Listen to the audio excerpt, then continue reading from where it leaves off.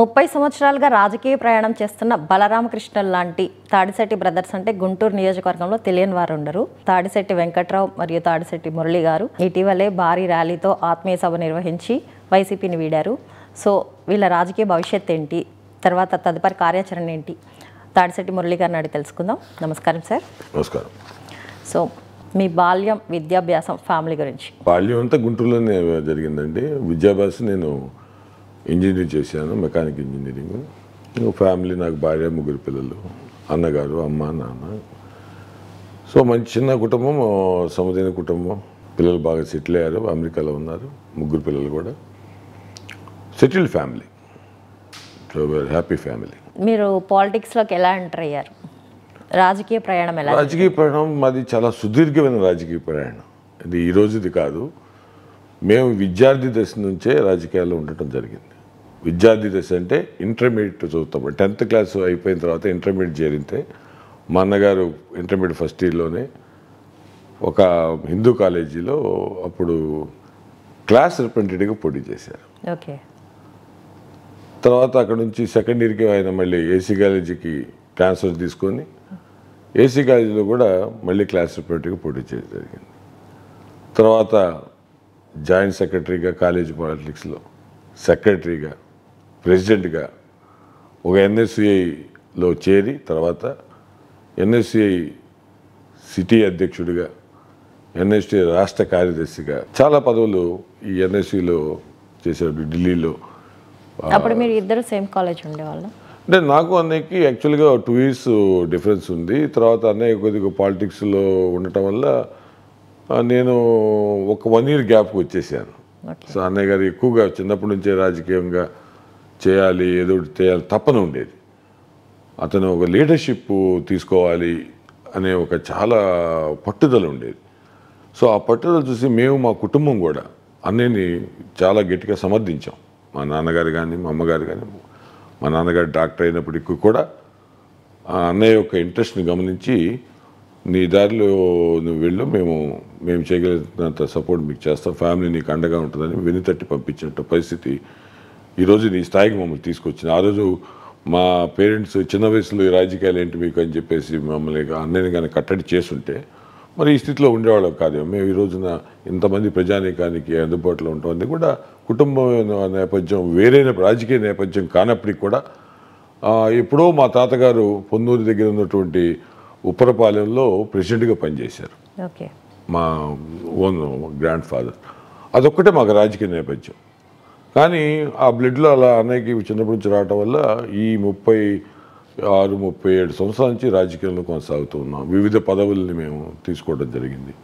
నేను ఎప్పుడు అన్నయ్యకి వెన్నుదన్నుగా ఉంటే ఒక రాముడికి లక్ష్మణులాగా నేను ఆయనతోనే. సో మీరు మీ అన్నయ్య గారిని చూసి పాలిటిక్స్లోకి రావాలనుకున్నారుగా, లేకపోతే మీ ఓన్గా మీరు రావాలనుకున్నారు? అంటే ఒక కుటుంబంలో 2 పొలిటీషియన్స్ అనేది ఆ రోజుల్లో చాలా కష్టసాధ్యంగా ఉండేదమ్మా.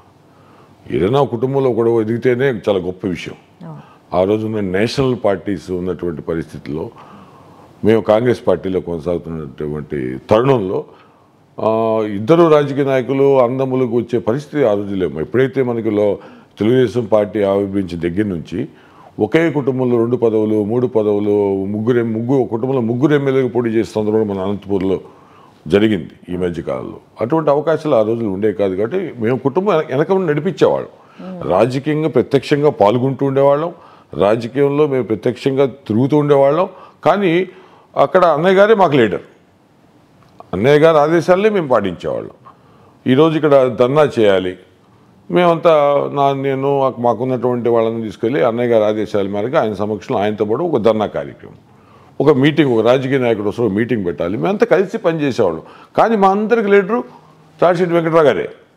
సో ఆ రాజకీయంలో నాకు ప్రతి ఒక్కరితో పరిచయ సంబంధాలు ఉన్నా కానీ మాకు లీడరు, మా నాయకుడు, మాకు దశ దిశ ఏదన్నా లబ్ధి జరగాలి అంటే మా అన్నయ్య గారికే జరగాలనే ఉద్దేశంతో మేము పనిచేసేటటువంటి వాళ్ళు. సో నేను ఇంజనీరింగ్లో చదువుతున్నప్పుడు కూడా నేను వేరే రాష్ట్రాలకు వెళ్ళాల్సి వచ్చినా కానీ నేను ఇప్పుడు అడపదడప ఎక్కువగా అన్నయ్య ఏ పెద్ద ప్రోగ్రాం, మ్యాసివ్ ప్రోగ్రాం గుంటూరులో చేస్తున్నాడంటే మేము వచ్చి ఇక్కడ ఆర్గనైజ్ చేసేవాడిని, చేసి అన్నయ్య గారికి సపోర్ట్ చేసేవాళ్ళను, అన్నయ్య గారికి అండగా ఉండేవాడిని. ఆ రకంగా నాకు రాజకీయాలతో, వ్యవస్థతో సంబంధాలు ఏర్పడ్డాయి, నాయకులతో సంబంధాలు ఏర్పడ్డాయి. సో ఆ విధంగా నేను రాజకీయాలు ఉన్నట్టే కుటుంబం అంతా ప్రయాణం చేస్తున్నప్పుడు ప్రత్యేకంగా నాదంటూ ఒక ఐడెంటిటీ కోసం ఎప్పుడు ప్రయత్నం చేయలేదు. సో 2004లో మరి ఎన్ఎస్సీ అయిపోయిన తర్వాత అన్నయ్య గారు యూత్ కాంగ్రెస్కి మూవ్ అయ్యారు. అంటే మీకు కాంగ్రెస్ పార్టీలో ఎలా ఉంటుంది అంటే ఒక ఏజ్ వరకు ఎన్ఎస్సీ అంటే national students union of India, ఒక ఏజ్ వరకు స్టూడెంట్ లీడర్గా ఉంటారు. ఏజ్ కొద్ది పెరిగిన తర్వాత యూత్ కాంగ్రెస్కి వెళ్తారు. అది ప్రమోషన్ అన్నమాట.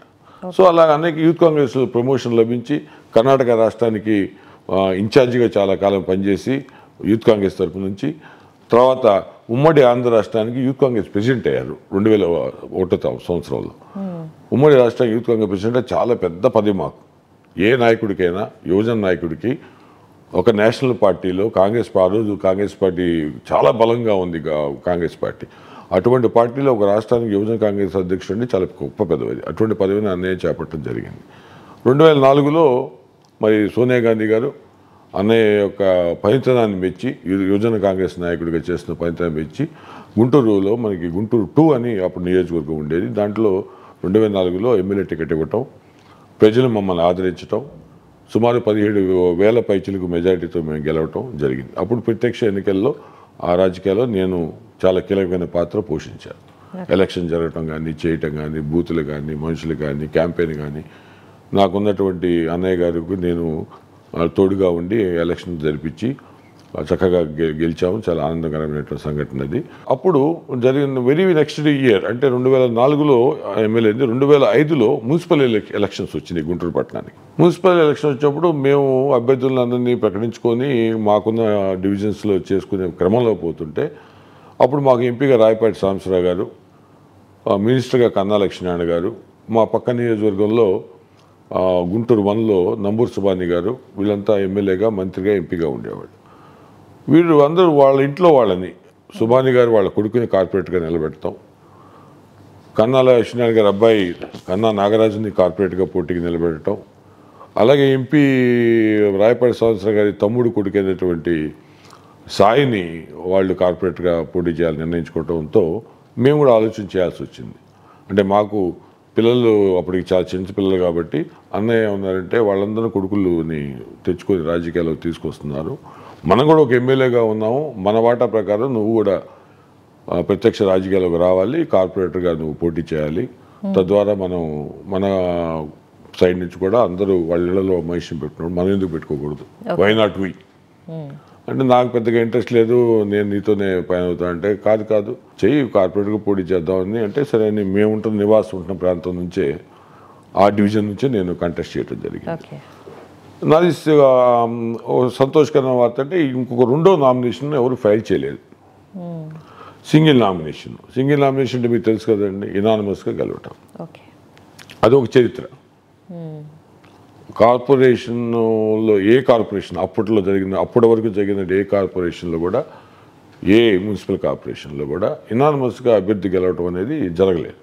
ఎందుకంటే బలమైన పార్టీలు ఉన్నాయి. తెలుగుదేశం అనేది ఒక బలమైన పార్టీ, బీజేపీ ఒక నేషనల్ పార్టీ, నేను కాంగ్రెస్ పార్టీ తరఫున పోటీ చేస్తున్నప్పుడు మరి ఎవరు కూడా నా మీద పోటీ చేయడానికి నా ప్రాంత భాషలు ఎవరు ముందుకు రాకపోవటం, వాళ్ళు ఎంత ప్రయత్నం చేసినా పక్క డివిజన్ నుంచి కూడా ఎవరైనా వచ్చి పోటీ చేయాలంటే ఆ డివిజన్లో మురళీ గారి మీద పోటీ చేసి మేము గెలిచేది ఉంది, ఇది సాధ్యం కాని పని కాబట్టి మేము వాళ్ళు కూడా తిరస్కరించడం, ఇలా జరగటం వల్ల నాకు అరుదైన గౌరవం దక్కింది. ఒక ఇనానిమస్గా కార్పొరేటర్ గెలిచాన గౌరవం దక్కింది.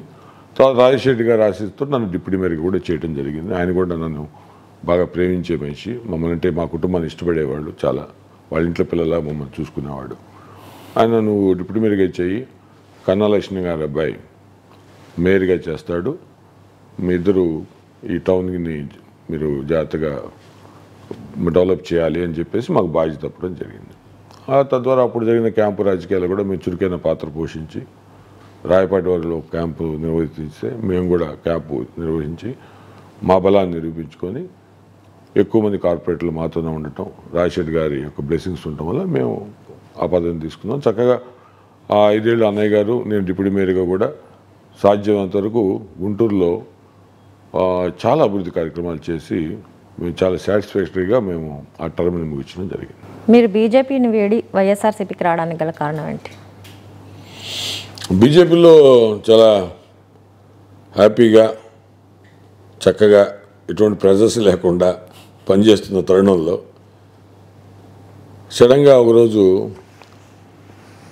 లోటస్ పాండ్ అంటే జగన్ గారి నివాసం నుంచి వారి పిఏ ఫోన్ చేశారు, మీరు వచ్చి జగన్మోహన్ రెడ్డి గారిని కలవగలరా, పలానా రోజు పలానా టైం అని డే టు టైం చెప్పారు. సరే నేను మళ్ళీ మీకు ఫోన్ చేసి చెప్తాను అని చెప్పేసి చెప్పడం జరిగింది. మా అన్నయ్య గారికి విషయాన్ని తెలియజేశాను. ఇట్లా వచ్చింది ఫోన్, జగన్మోహన్ రెడ్డి గారు కలుస్తారని చెప్పేసి అడిగారు, ఆయన మీకు ఇష్టమైతే రమ్మన్నారు. అన్నయ్య గారు కలువు తప్పే ఉంది, ఒక పార్టీ నాయకుడు, రాష్ట్రంలో ఒక పార్టీకి ఆయన అధినేత, మరి ఏ ఉద్దేశంతో పిలుస్తున్నారో ఏంటో మనం కలిస్తే తప్పే ఉంది, తెలుసుకున్న తర్వాత ఆయన ఏం చెప్పినా కానీ మన నిర్ణయం మరి తెలియజేద్దాం అంటే కలవటం జరిగింది. కలిసినప్పుడు జగన్మోహన్ రెడ్డి గారు నా భార్యని మంగళగిరి నుంచి పోటీ చేయాల్సి వస్తుందని చెప్పారు.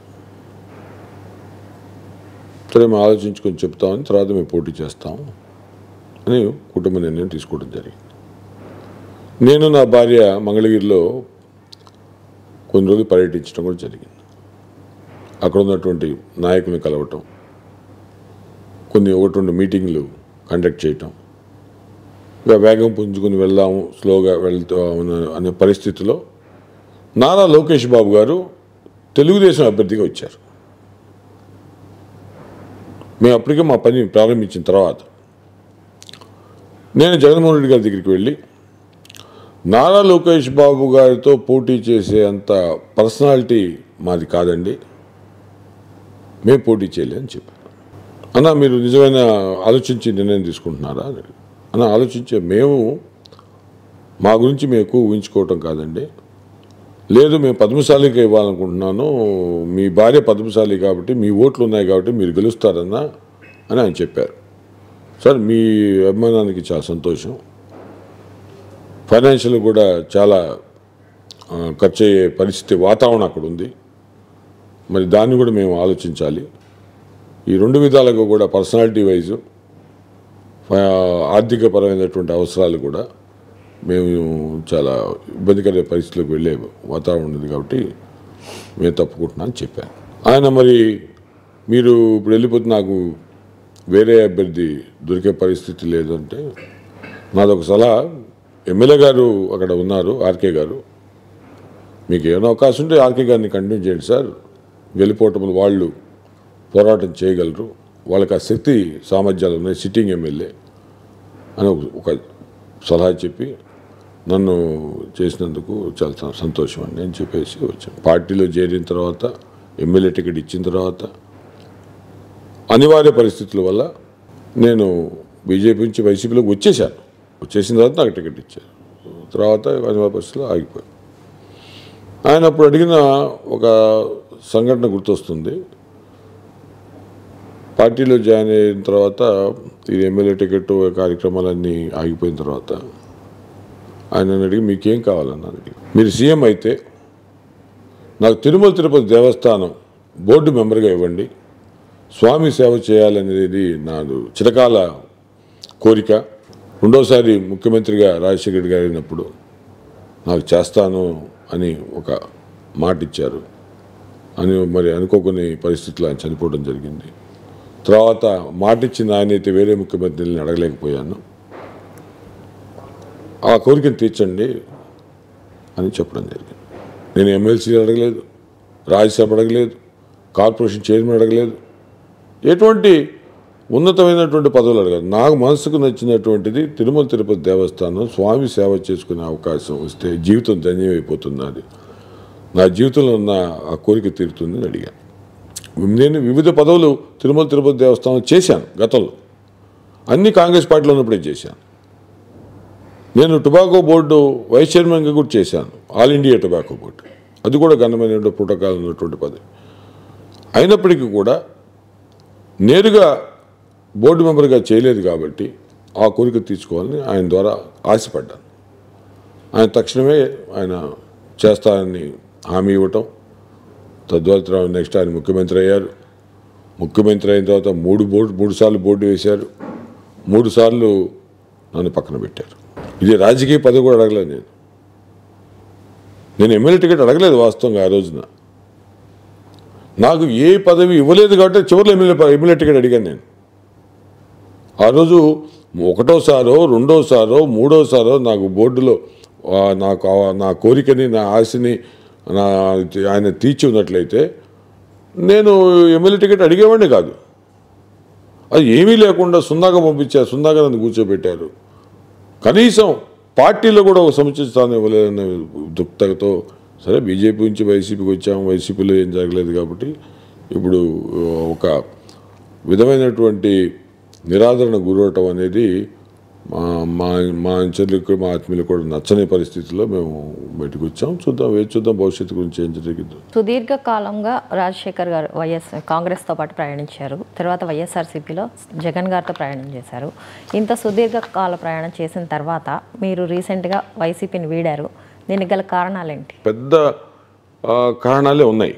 దీన్ని ఏదో సున్నితమైనటువంటి విషయాలకి నేను చెల్లించే మనిషిని కాదు. చిన్న చిన్న విషయాలు నేను పట్టించుకున్నాను అసలు. ఎందుకంటే రాజకీయంగా ఎన్నో ఒడుగుడుగులు చూసాం, ఎన్నో కష్టాలు చూసాము. పీక్గా మనం ఎంత రాజకీయం చేయొచ్చో చూసినటువంటి కుటుంబం మాది. ఇక్కడ వైఎస్ఆర్సీపీలో పరిస్థితులు చాలా విభిన్నంగా ఉన్నాయి. మేము కాంగ్రెస్ పార్టీలో ఉన్నప్పుడు కానివ్వండి, తద్వారా మేము చూసిన సాంప్రదాయ రాజకీయానికి ఇక్కడి రాజకీయాలకి చాలా వినూత్నంగా ఉన్నాయి. ఆ రోజు కాంగ్రెస్ రాజకీయాల్లో కులానికి పెద్ద గుర్తింపు ఉండేది కాదు, నాయకత్వానికి గుర్తింపు ఉండేది. నాయకత్వ లక్షణాలు ఉండి 10 మందిని ఆకట్టుకొని ఎలక్షన్ చేసి చేయగలన్న వాళ్ళకి టికెట్లు ఇచ్చేవాళ్ళు. ఇక్కడ పరిస్థితి, ఈ పార్టీలో ఉన్నటువంటి పరిస్థితి, ఒక కులానికే ఆదరణ ఎక్కువగా ఇస్తూ మిగతా కులాలు కూడా ఉండాలి కాబట్టి ఉంచుకోవటం, వాళ్ళకి ఎటువంటి పదవులు ఇచ్చినా కానీ లేకపోతే ఇవ్వకుండా ఉంచటం కానీ, వాళ్ళకి నచ్చిన వాళ్ళకి పెద్దపీట, వాళ్ళ ఆధిపత్యాన్ని ప్రశ్నించే వాళ్ళకి చిన్నపీట. ఇది పరిస్థితి కొనసాగుతూ ఉంది. దీన్ని నాకు ఆ ఎగ్జంప్షన్ ఉంటుందని నేను ఆశించాను. ఎందుకంటే జగన్మోహన్ రెడ్డి గారు ఎప్పుడు అడిగినా తప్పనిసరిగా మీకు సముచిత స్థానం కల్పిస్తానని చెప్తూనే వచ్చారు, మేము కూడా నమ్ముతూనే వచ్చాం. కానీ రోజు రోజుకి ఇక్కడ గుంటూరు పట్టణంలో కానీ, గుంటూరు పార్లమెంట్లో కానీ, ఉమ్మడి గుంటూరు జిల్లాలో కానీ పరిస్థితులు ఎలా మారుతూ వచ్చాయంటే, ఒక వ్యక్తికి లేదా ఒక వర్గానికి మాత్రమే పవర్ ఇచ్చారు. వారు చెప్పిందే చెల్లుతుంది, వారి మాటే పార్టీలో శాసనం అవుతుంది. అది కూడా మేము గమనిస్తూ వచ్చాం. అయినా సరే మనకు ఒక అవకాశం ఇవ్వకపోతారా, మనం కూడా లైమ్లైట్లోకి రాకపోతామా, మనల్ని అంత ఇదిగా ఖాళీగా కూర్చోబెడతారా, ఇంత రాజకీయ చరిత్ర ఉన్నటువంటి మమ్మల్ని కంపల్సరీగా పార్టీ, మా బలం తెలిసిన పార్టీ, ఎందుకంటే కాంగ్రెస్ పార్టీ నుంచి వచ్చాము, కాంగ్రెస్ పార్టీలో మా బలం ఏంటో జగన్మోహన్ రెడ్డి గారికి తెలుసు. ఈ రోజున వైసీపీలో ఉన్న వాళ్ళు కూడా మెజారిటీ పీపుల్ కాంగ్రెస్ పార్టీ నుంచి వచ్చినటువంటి నాయకులు, అందరికీ తెలుసు. మేము సుపరిచితులు. మేము కొత్తగా ఎవరి ఇంటికి వెళ్ళి తలుపు కొట్టి నా పేరు తాడిశెట్టి మురళీమోహన్ అని, మా అన్నయ్య గారి పేరు తాడిశెట్టి వెంకట్రావు గారు అని చెప్పుకోవాల్సిన ఆవశ్యకత అవసరం లేదు. ప్రతి ఒక్కళ్ళు తెలిసిన మనుషులే, పార్టీలో సుదీర్ఘంగా పనిచేస్తున్నాం కాబట్టి. సో ఎవరో ఎక్కడో చాట మనకి బలాన్ని గుర్తించి మనకి ఏదో ఒకటి సముచిత స్థానం ఇస్తారని నేను నమ్ముతూ వచ్చాను. రోజు రోజుకి ఈ పెత్తందారితనం ఈ ఉమ్మడి జిల్లాలో కానివ్వండి, పార్లమెంట్లో కానివ్వండి, గుంటూరు పట్టణంలో కానీ పెరుగుతూ వస్తుంది. మేము సహిస్తూ వచ్చాం. అవమానాలు గురి చేసే పరిస్థితి కూడా కల్పించారు. దాన్ని కూడా చూసి చూడనట్టుకుండా తట్టుకొని వచ్చాం. ఎక్కడో చోట నాకు జగన్ గారు ఆదరిస్తారనే ఆశతో ఉన్నాను నేను. ఎందుకంటే ఆయన కలిసినప్పుడు ఉన్నప్పుడు ఆయన చూపించే ఆప్యాయంగా మాట్లాడే మాటలు, ఆయన చూపించే ఒక అభిమానంలాగా కానీ ఏదో నమ్మకాన్ని కలిగిస్తూ వచ్చింది. ఇక్కడేమో పరిస్థితులు వేరుగా ఉన్నాయి. కనీసం ఒక మంచి ప్రోగ్రాం జరుగుతుంటే ఒక బీసీ కులాలకు చెందినటువంటి మమ్మల్ని, లేదా అన్ని కులాల బలం ఉన్న నాయకుడిగా కూడా గుర్తించి నన్ను కొన్ని ప్రోగ్రాంకి ఆహ్వానం కూడా అందని పరిస్థితి. ఇక్కడ స్థానిక ఎమ్మెల్యేగా ఉన్నటువంటి గిరిధరు మరి టీడీపీ నుంచి వైసీపీలోకి వచ్చారు. వచ్చిన తర్వాత అతను కూడా ఇదే పరిస్థితిలో చిక్కుకుపోయాడు. బాగా అతనికి కూడా ఊపిరి ఆడకుండా చేసి, నువ్వు ఇక్కడ రాజకీయం చేయాలంటే మా పెత్తందారితనంతో ఒప్పుకుంటేనే జరిగిద్దనే పరిస్థితి అంత కల్పించారు. అతని దీనస్థితిని కూడా నేను చూశాను. ఒక ఎమ్మెల్యేగా అతని దీనస్థితిని చూసిన తర్వాత 2-3 సందర్భాలు నేను చెప్పాను గిరిధర్ కూడా. నీ ఎమ్మెల్యే అనేది ఒక పెద్ద ఐడెంటిటీ, దానికి నువ్వు పూర్తిగా న్యాయం చేసుకోగిరి. లేని పక్షంలో చరిత్రలో నువ్వు వెనక చరిత్రహీనుడిగా మిగిలిపోతావు. ఎమ్మెల్యే గిరి అంటే ఎవరు కూడా నిన్ను గుర్తించే పరిస్థితి ఉండదు అని కూడా నేను హెచ్చరించాను. అతను కూడా చాలా ఇబ్బందులు గురవుతున్న నా కళ్ళారు చూశాను. సో దాంతో ఏముంది, గిరి కండక్ట్ చేసే మీటింగ్స్ కానీ లేదా వాళ్ళు కండక్ట్ చేసే మీటింగుల్లో కానీ తాడిశెట్టి మురళి రాకూడదు. నేను పార్టీలో ఉన్నాను, పార్టీకి సేవ చేస్తున్నాను, పార్టీ ఉన్నాను. మిగతా ఉమ్మడి జిల్లాలో వేరే ప్రాంతంలో జరిగిన ప్రతి మీటింగ్ ఆ ఎమ్మెల్యేలు నన్ను పిలిచి ఆహ్వానించి మీటింగులకి పిలిచి నన్ను డాయస్ మీద కూర్చోబెట్టి నాకు గౌరవం ఇచ్చి మాట్లాడండి, మీరు సందేశం ఇవ్వండి, మా నియోజక ప్రజలు కూడా బడుగు బలహీన వర్గాల వాళ్ళు మీ మాటలు వింటారు, మీరంటే ఇష్టపడతారని ఎన్నో మీటింగ్ తీసుకెళ్లారు. ఇక్కడ అలా అవాయిడ్ చేయడానికి కారణం అంటే ఒకటే కారణం, నేను అదే చెప్పబోతున్నాను మీకు. కారణం ఒకటే, నేను వైసీపీ నుంచి బయటికి రావడానికి కారణం అదే. జరుగుతున్న దాన్ని మేము గుర్తించడం కొద్దిగా లేట్ అయ్యాం మేము గుర్తించడంలో. ఏంటంటే వీళ్ళు కనుక అవకాశం ఇస్తే, నన్ను మీటింగ్ పిలిచారనుకోండి, నేను ఒక 100 మందితో 200 మందితో వెళ్తాను, నా జనంతో, నా బలం పెద్ద అందరూ కనిపిస్తుంది. ఓ మురళీ గారు వచ్చారంటే కోలాహలం, అది వాళ్ళు చూసి ఓడవలేరు. అసలు పిలవపోతే పోలే, అతను వస్తే అతను డామినేషన్ ఉంటుంది. బీసీ కులస్తులైనా కానీ జనంతో వస్తాడు, జనబలం ఉన్న నాయకుడిని మనం ఇక్కడ ఆహ్వానిస్తే అతని డామినేషన్ అందరికి తెలిసిపోతుంది. ఇతనే నాయకుడు, నేను మీటింగ్ అయిపోయింది, నేను వెళ్తున్నాను, నాతో పాటు జనం వచ్చేసి ఎంతమంది వెళ్ళిపోయారనేది కూడా తెలుస్తుంది, తేటతెల్లం అవుతుంది కదా. ఇటువంటి సిచ్యువేషన్ అవాయిడ్ చేయడం కోసం నన్ను పిలవపోతే పోలా. ఎన్నో సందర్భాల్లో నేను గిరితో నేను అడిగాను, గిరి నువ్వు చేస్తున్న తప్పు, నీకన్నా ఎప్పుడూ ఎమ్మెల్యే ఇక్కడ మా కుటుంబం, నువ్వు రేపొద్దున ఎలక్షన్కి వెళ్ళాల్సి వస్తే, నువ్వు ఒక ఎమ్మెల్యేగా నీ టికెట్ వచ్చి నువ్వు కదా పూడి చేయాల్సి వస్తే నువ్వు నన్ను అవాయిడ్ చేస్తున్నావు. నాకు వచ్చిపోయే నష్టమే లేదు, నాకు టైం సేవ్ అవుతుంది నువ్వు పిలవపోవటం వల్ల. ఇంకోటి పిలుస్తారు, అడగెళ్ళి నేను మాట్లాడుకుంటాను, పార్టీకి నేను పనిచేస్తాను. కానీ నువ్వు చేసిన ఈ తప్పిదం రేపు నీ ఓటమి కారణం కాబోతుంది, గుర్తుపెట్టుకోని హెచ్చరించడం జరిగింది. నేనేం చేయగలనన్నా, నా చేతులు ఏం లేదు, అంతా వాళ్ళు చెప్పినట్టే చేయాలి కదా. నేను మురళిని పిలవద్దు దయచేసి, ఆయన్ని పిలవమాక, ఆయన పిలిస్తే మనమంతా తగ్గిపోతామనే భావనలో నన్ను హెచ్చరిస్తున్నారు. ఇటువంటి పరిస్థితిలో నేను కూడా ఏమి చేయలేని పరిస్థితిలో నిన్ను పిలవలేకపోతాను, నన్ను క్షమించమని అడిగినటువంటి పరిస్థితి గిరిది. అంటే ఎమ్మెల్యేని కూడా కబంధాస్తాల్లో పెట్టుకొని, ఎమ్మెల్యేని పూర్తిగా కంట్రోల్ తీసుకొని, ఒక రిమోట్గా తయారు చేసి వీళ్ళు పట్టణలు ఒత్తుతున్నారు. ఇది ఎంత నిరంకుశమైనటువంటి పరిస్థితి ఈ పార్టీలో, ఈ పట్టణంలో, ఈ జిల్లాలో జరుగుతుందో దీనికి ఒక ఉదాహరణగా గిరిని మీకు చెప్తున్నాను. వాళ్ళు కార్పొరేషన్లో వాళ్ళదే పెత్తనం జరగాలి, గవర్నమెంట్లో పూర్తి పెత్తనం జరగాలి, పోలీస్ వ్యవస్థలో వాళ్ళదే పెత్తనం జరగాలి, రెవెన్యూ వ్యవస్థలో వాళ్ళదే పెత్తనం జరగాలి. మా దగ్గరికి ఎవరన్నా పనుల కోసం వస్తే వాళ్ళ పనులు అక్కడ జరగవు, వాళ్ళు చెప్తే చేస్తామంటారు. మేము పార్టీలో లేవు, మేము జడ్జిని అడుగుతున్నాం కదా. సో ఇటువంటి హ్యూమిలేషన్, అవమానకర పరిస్థితులు. వాళ్ళు కదండి చెప్పాలి, మురళి గారు మీరు ఒక్కసారి వాళ్ళతో చెప్పిస్తారా అని ఒక ఆఫీసర్ నన్ను అడుగుతుంటే, ఒక జెన్యూన్ రీజన్గా ఒక వ్యక్తికి కావాల్సినటువంటి న్యాయపరంగా జరగాల్సిన ఒక పనిని, ధర్మంగా జరగాల్సిన పనిని ఓ తాడిశెట్టి మురళి ఫోన్ చేస్తే, సార్ ఒక్క మాట అది కూడా చెప్పిస్తారంటుంటే ఏమనాలి? మేము చెప్పించే ప్రసక్తి లేదు. నువ్వు చేస్తావా చేయవా, చేయనంటే చెప్పు, దానికి మేము తీసుకోవాల్సినటువంటి దారిలో మేము వెళ్ళి ఆ పని చేసుకోగలమని చెప్తే ఆఫీసర్ చేస్తున్నటువంటి పరిస్థితి. ఇంతటి ప్రజాదరణ ఉన్న మీకు సీఎం గారు ఎందుకు గుర్తించట్లేదు? కారణం ఇదే, ఆయన మనసులో కూడా ఇదే ఉంది. నా కులానికి చెందినటువంటి వ్యక్తి, నా వర్గానికి చెందిన వ్యక్తి ఆధిపత్యాన్ని కొనసాగించాలి, వేరే వాళ్ళని అక్కడ మనం ప్రోత్సహించకూడదు.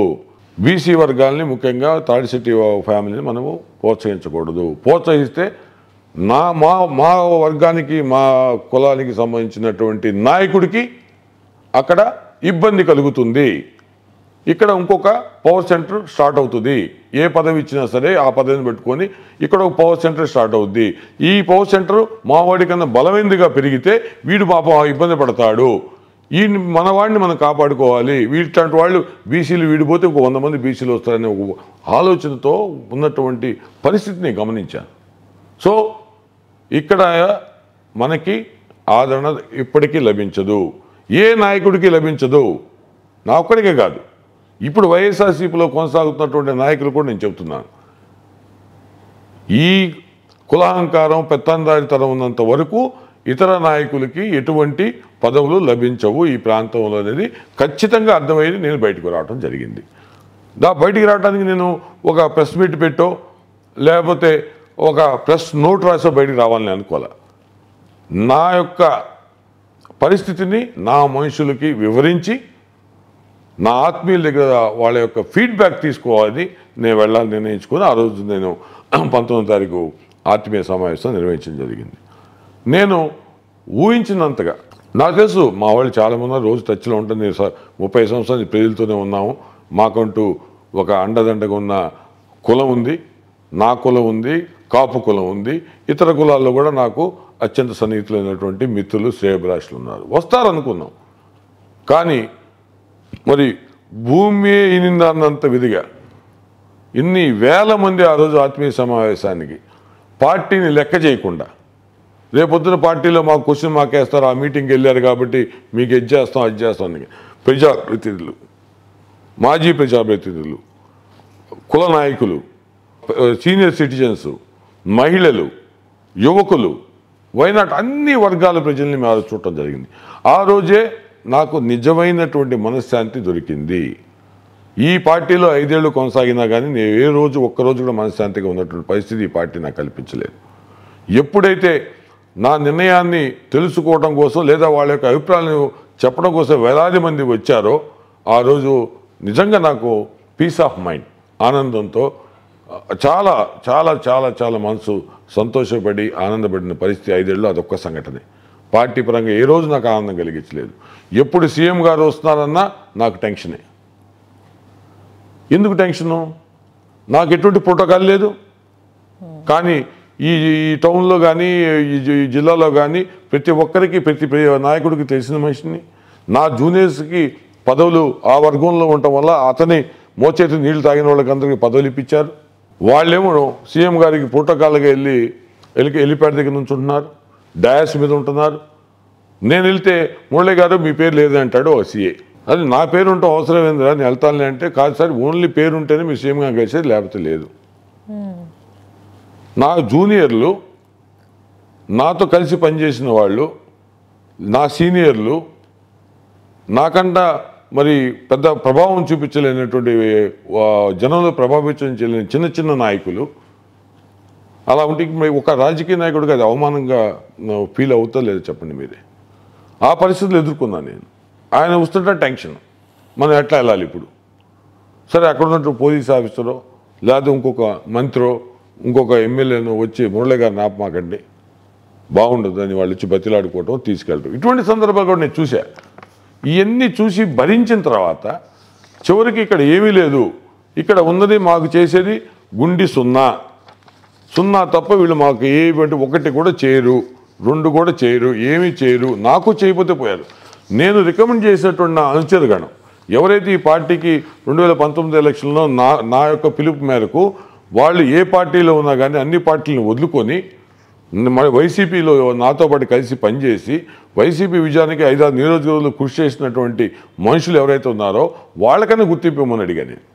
కనీసం గుళ్ళోనో బళ్ళలోనో లేకపోతే యార్డుల్లోనో డైరెక్టర్లు వేయండి అని నేను రికమెండ్ చేస్తే ఆ పెత్తందారి ఒప్పుకుంటేనే వేస్తాం. ఆ పెత్తందారితో ఎవడు మాట్లాడాలంటే నాకు తెలియగలుగుతాను. మేమన్నా భిక్ష అడుగుతున్నామా? దేహి అని ఏమైనా అడుక్కోవాలా?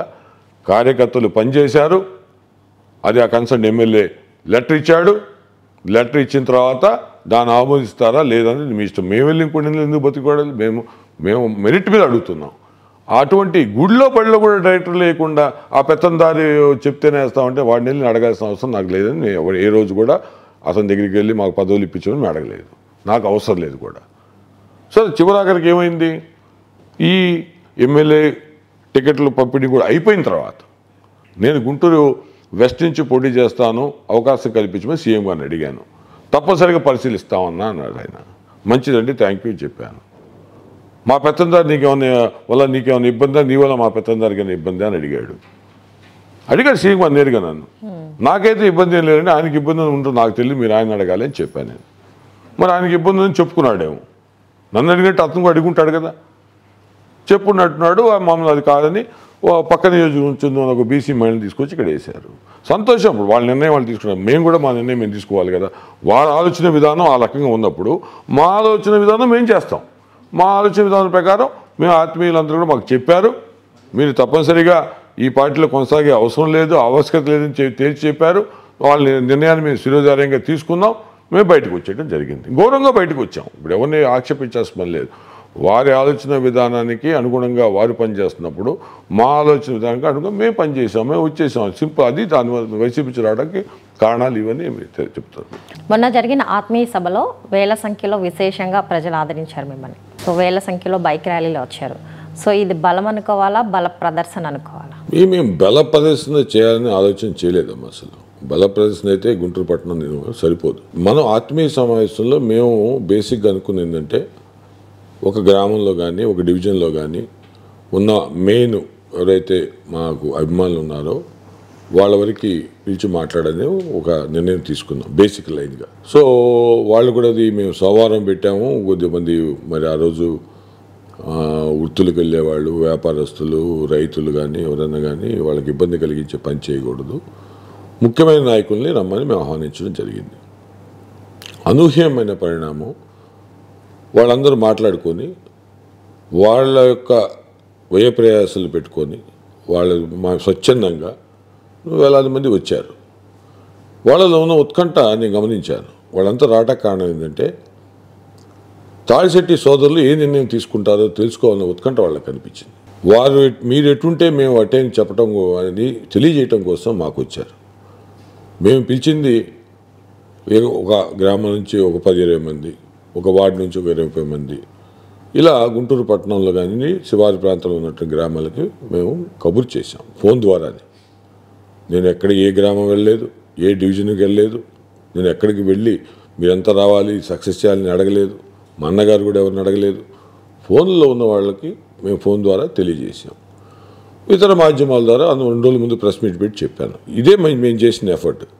ప్రెస్ మీట్ పెట్టి ప్రెస్లో తెలియజేసాము, ఇతర మాధ్యమాల్లో చెప్పాము, లేదా ఫ్లెక్సీల్లో టౌన్లో అక్కడక్కడ ఆత్మీయ సంవత్సరం పలానా తారీఖు పలానా ప్లేస్ అని చెప్పడం. ఇంతే. ఈ స్మాల్ ఎఫర్ట్స్, ఎఫర్ట్లెస్ మీటింగ్ అది. మేమే అదే ఎఫర్ట్స్ పెట్టి చేయాలంటే అది బల ప్రదర్శన.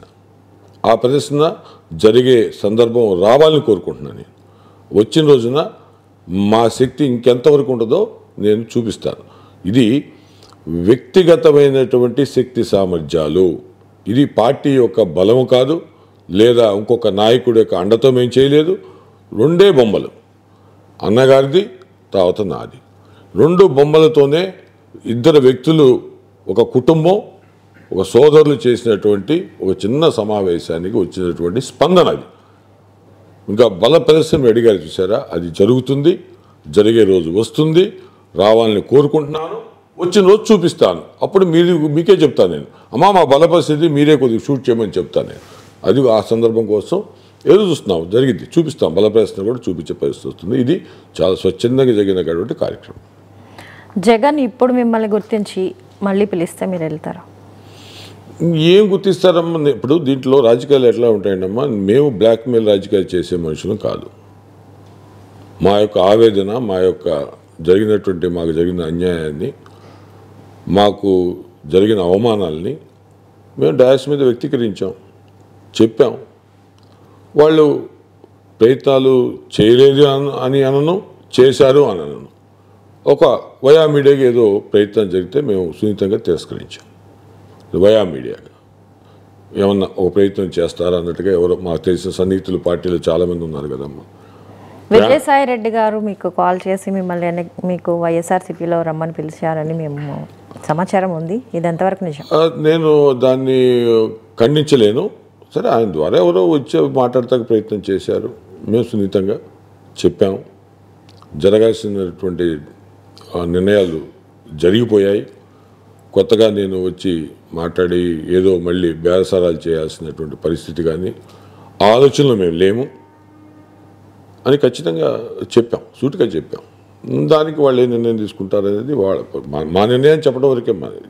తర్వాత ఇప్పుడు ఎలక్షన్ వచ్చేసిన తర్వాత మీకు నచ్చిన అభ్యర్థుల్ని పెట్టేసిన తర్వాత కనీసం మమ్మల్ని పిలిచి మాట్లాడి ఇటువంటి పరిస్థితుల్లో మీ అభ్యర్థుల్ని మేము నిలబెడుతున్నాము, మరి మీరు వారికి తప్పనిసరిగా వెన్నుదన్నుగా ఉండండి, మీరు చేసినటువంటి కృషిని ఇప్పుడు గుర్తించలేకపోయాము, రేపు గుర్తిస్తాము, ఎల్లుండి గుర్తిస్తాము, లేదా వచ్చే 5 సంవత్సరాలు చేస్తాము, లేదా ఈ రోజునే మీకు ఈ రకమైనటువంటి ఓ పదవిని ఇస్తున్నాము, లేదా ఈ రకమైన బాధ్యతలు ఇస్తున్నామని ఒక సాంప్రదాయ రాజకీయాల్లో ఇది చాలా సర్వసాధారణం. ఒక యాస్పిరెంట్గా ఉన్న ఒక వ్యక్తిని లేదా ఒక టికెట్ ఆశిస్తున్న వ్యక్తి ఒకే పార్టీలో 2 ఉన్నప్పుడు లేదా 3 ఉన్నప్పుడు వాళ్ళు పిలిచి మాట్లాడతారు. ఇది మేము రాజకీయంగా ఇన్ని సంవత్సరాల్లో ఇటువంటి నిరంకుశమైనటువంటి నిర్ణయాలు తీసుకుంటాం అనేది మేము ఎప్పుడు చూడలే. చిన్నోడో పెద్దోడో లేదా బలవంతుడో బలహీనుడో అందరూ కోరుకుంటారు, ఆశపడతారు. పార్టీలో ప్రతి రాజకీయం అంటే ఏంటంటే ఒక ఎమ్మెల్యేగా చేయటమో, ఒక ఎంపీగా చేయటమో, లేదా ఒక మంచి పదవి అనిపించటం, లేదా 10 మందికి పదవులు ఇప్పించటమో, 10 మందికి సేవ చేయటమో, 10 మందికి మనం ఉపయోగపడతామేగా రాజకీయం అంటే.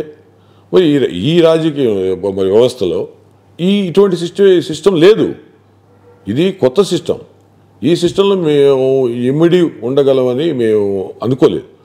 ఆ అవసరం కూడా వాళ్ళు కల్పిస్తామన్నా కానీ మేము తీసుకునే పరిస్థితిలో మేము లేము. ఖచ్చితంగా మా నిర్ణయాన్ని వాళ్ళకి తెలియజేశాం.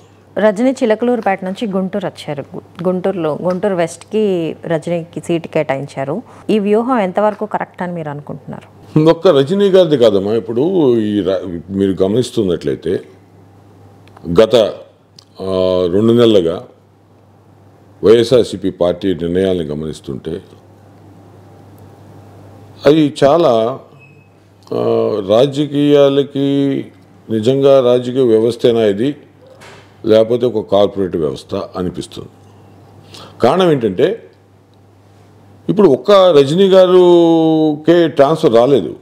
మీరు గమనించాల్సింది ఒక 40 మంది పైచులుగా ట్రాన్స్ఫర్లు లేదా టికెట్ నిరాకరించడం లాంటి సంఘటనలు నేను గమనించాం.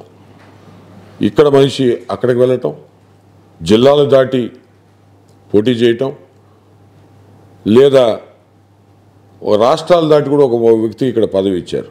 ఎవరు ఎంపీ గారు కర్ణాటక నుంచి వచ్చింది ఆవిడ. వాడికి అనంతపూర్లో ఏదో ఎంపీగా టికెట్ ఇచ్చారు. ఆమె పేరు కూడా నాకు పెద్దగా ఐడియా లేదు. అంటే ఇది వ్యూహం అనుకోవట్లే, నేను వ్యూహాత్మక తప్పిదం అనుకుంటున్నా. ఇది విజయం సాధిస్తానని నేను ఏ కోసైనా అనుకోవట్లేదు. ఎందుకంటే ఒక రాజకీయ నాయకుడు ఒక ప్రాంతం నుంచి పోటీ చేస్తున్నప్పుడు ఆ ప్రజల నమ్మకం కలిగించాలి. ఇతను మనకు సేవ చేయగలడు, లేదా ఇతనిలో మనకు తెలిసిన వ్యక్తి, మనం ఎప్పటి నుంచో చూస్తున్నాము, ఈయన ప్రజల్లో మనుగడ సాగిస్తున్నాడు, తప్పనిసరిగా మన అవసరాలు తీరుస్తాడు, మన అవసరాలు గుర్తెరిగి ఆ ప్రభుత్వం వచ్చినట్లయితే ప్రభుత్వ అధినేత దగ్గరికి వెళ్ళి మన అవసరాలు తీర్చగలిగే నమ్మకాన్ని ప్రజలు కల్పించినప్పుడే ఓట్లు వేస్తారని నమ్మే వ్యక్తిని నేను. ఇక్కడ ఎలా ఉంది వ్యవస్థ? ఒక ముఖ్యమంత్రి నేరుగా ప్రజానీకం, ఓటర్ టు సీఎం గారు బటన్ నొక్కి సంక్షేమ పథకాలని డైరెక్ట్గా వారి అకౌంట్లో వేస్తున్నారు. కాబట్టి ప్రజలు బటన్ నొక్కి జగన్మోహన్ రెడ్డి గారికి ఓటేసి మళ్ళీ సీఎం చేస్తారనే విధానంలో పోతుంది పరిపాలన. మధ్యలో ఎవరున్నా పర్లేదు, నిలబడటానికి ఒక అభ్యర్థి కావాలి, కానీ అక్కడ రాజకీయ పలుకుబడి కలిగిన వ్యక్తి అయి ఉండాల్సిన అవసరం లేదు, స్థానికుడు ఉండాల్సిన అవసరం లేదు. బొమ్మను పెట్టి మనిషిని కాకుండా బొమ్మను పెట్టే అవకాశం ఉన్నట్లయితే జగన్మోహన్ రెడ్డి గారు 175 స్థానాలు ఆయన బొమ్మను పెట్టి గెలిపిద్దామని ఆలోచనలో ఉన్నారు. కానీ రాజ్యాంగం ప్రకారం బొమ్మలు పెట్టి నిలబెట్టి ఓట్లు వేయించే పరిస్థితులు ఇక్కడ మనుషులనే పెట్టాలి. కాబట్టి మనుషుల్ని పెడతాను అంతే ఆయన. ఇది వ్యూహాత్మక తప్పిదం అని నేను భావిస్తున్నాను. ఆ భాగంలోనే ఇప్పుడు రజనీ గారి గురించి మీరు అడిగారు. చిలకలూరుపేటలో ఉన్నటువంటి రజనీ గారు గుంటూరు వచ్చారండి. ఏం చేస్తాం? గుంటూరు వచ్చి ఇప్పుడు ఏం చేయాలి? ఆవిడ ఏ ఇంటికి వెళ్తుంది? ఎవరిని పలకరిస్తుంది?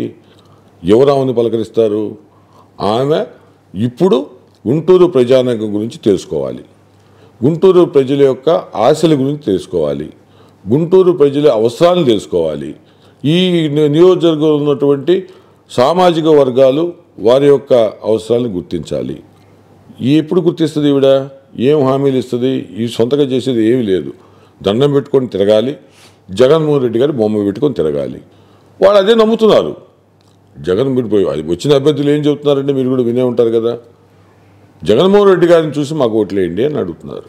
మరి చూడాలి, వేచి చూడాలి. జగన్మోహన్ రెడ్డి గారిని చూసి ఓట్లేస్తారా, స్థానిక నాయకత్వం అవసరం ఉందా, ఆవశ్యకత ఉందా లేదా అనేది ప్రజలు రేపు నిర్ణయించబోతున్నారు.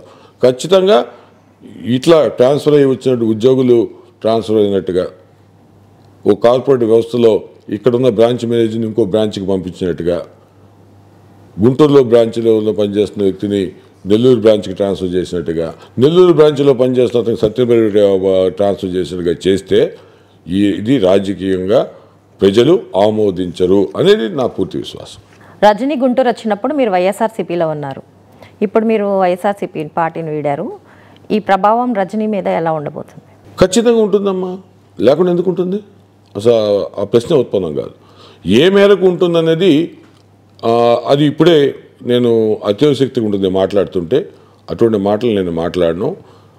ఖచ్చితంగా తాడిశెట్టి సోదరులు లేని ఈ వైసీపీలో రజనీ గారు పోటీ చేస్తున్నారు. మరి మా బలగం మరి వారికి ఖచ్చితంగా వ్యతిరేకంగా పనిచేసే పరిస్థితులు కనిపిస్తున్నాయి. మరి ఆమె ఎంత మేరకు నష్టపోతుంది అనేది కాలం వెల్లడిస్తుంది. రాబోయే కాలంలో మనం చూస్తే ఎక్కువ టైం కూడా లేదు కదా. ఆ మేరకు నష్టం అనేది తప్పనిసరి జరుగుతుంది. ఏ మేరకు ప్రజలు నిర్ణయిస్తారు, కాలం చెప్తుంది మనకి. కొద్ది రోజులు పోతే మనకు అన్ని విషయాలు ఆమెకి అవగతం అవుతాయి, ప్రజలు గుర్తిస్తారు, రిజల్ట్లు కూడా ఏం జరిగిందో తెలుస్తుంది. ఖచ్చితంగా ప్రభావం ఉంటుంది. అప్పిరెడ్డిని మీరే యాడ్ చైర్మన్గా నియమించారని వార్తలు విన్నాము ఇంతకుముందు. అప్పిరెడ్డిని గుర్తించిన పార్టీ మిమ్మల్ని ఎందుకు గుర్తించలేకపోయింది? అది అన్నయ్య గారు ఎమ్మెల్యేగా, నేను డిప్యూటీ మేయర్గా ఉన్న సందర్భం. మిర్చి యార్డ్ అనేది గుంటూరు 2 నియోజకవర్గంలో ఉండేది. దానికి ఎమ్మెల్యేగా అన్నయ్య గారు ఉన్నారు. ఇక్కడ ఎవరికైనా పదవి ఇవ్వాలంటే ఎమ్మెల్యే గారి యొక్క కన్సర్న్ లేకుండా సీఎం రాజశేఖర్ గారు ఎవరికి కూడా పదవులు ఇచ్చే విధానాన్ని ఆయన పక్కన పెట్టారు.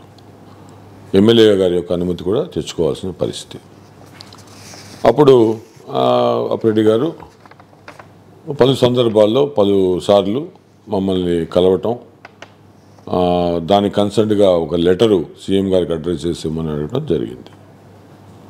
సరే మేము ఆలోచించుకొని చెప్తామని పలు సందర్భాల్లో పలుసార్లు ఆయన మమ్మల్ని కలవటం అనేది చూసిన తర్వాత, సరే అతను కూడా కలిసి పనిచేయడానికి ఇష్టపడుతున్నాడేమో అని భావించి, మరో కోణంలో సమకాలీకుడైనటువంటి అప్పిరెడ్డి గారు ఏ పదవి లేకుండా ప్రజల్లో తిరగటం కూడా మరి అతనికి ఇబ్బందిగా ఉండే పరిస్థితి ఉంటుంది. తోటి రాజకీయ నాయకుడు, సమకాలీకుడు, మరి పరిస్థితుల ప్రభావం వల్ల మనం ఏదో అతన్ని ఇబ్బంది పెట్టే పరిస్థితి చేయకూడదు అని ఒక సదుద్దేశంతో పరిపరి విధాలు ఆలోచించిన మేరకు నేను అన్నయ్య గారికి, ఎమ్మెల్యే గారికి విషయాన్ని అంతా వివరించి చెప్పి, మనం ఎమ్మెల్యేగా ఉండి మనకి ఎమ్మెల్యేగా ఉన్నప్పుడు కూడా ఎలక్షన్లో సహాయం చేయనటువంటి వ్యక్తి అయినప్పటికీ కూడా